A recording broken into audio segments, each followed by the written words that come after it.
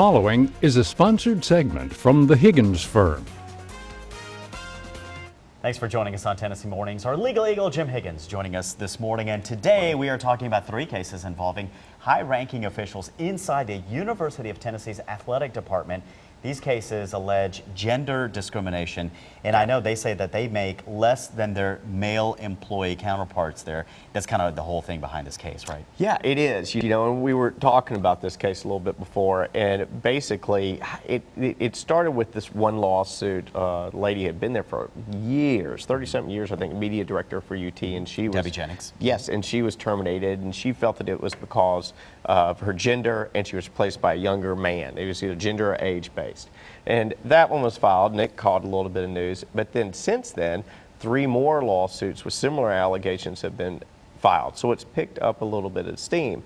And they're all kind of arising out of this, are making these allegations that, as they put in a complaint, that it's a good old boy system and that the women don't get as paid as much there in the athletic department. There's not many of them. They don't have room for advancement, all these types of different things. And one of the big things that precipitated it is, I believe y'all talked about, they had combined this athletic department, the men's and women's. But when they did that, they laid off 15 people. Well, 12 of them were women. Oh.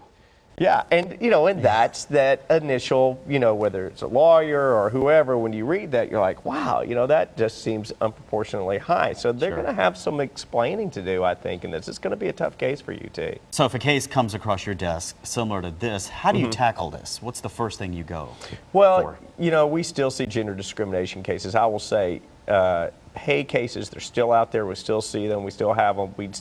There has been a closing of the gap over the years. So it used to be just everywhere. Sure. But what we generally do, you prove these or look at them a few different ways. Oh, we always sit down and talk with the client. How long have they been there?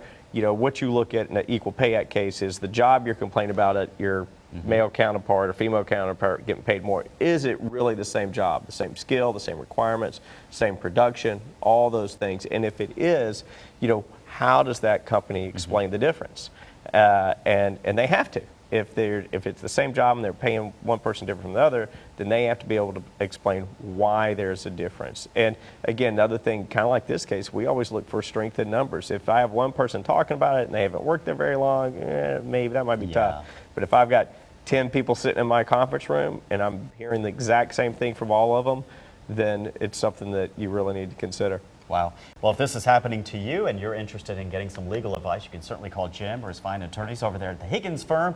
That number 353-0930, or you can contact Jim personally, jsh@higginsfirm.com via email. Thanks, Jim. Good to see you. Good seeing you.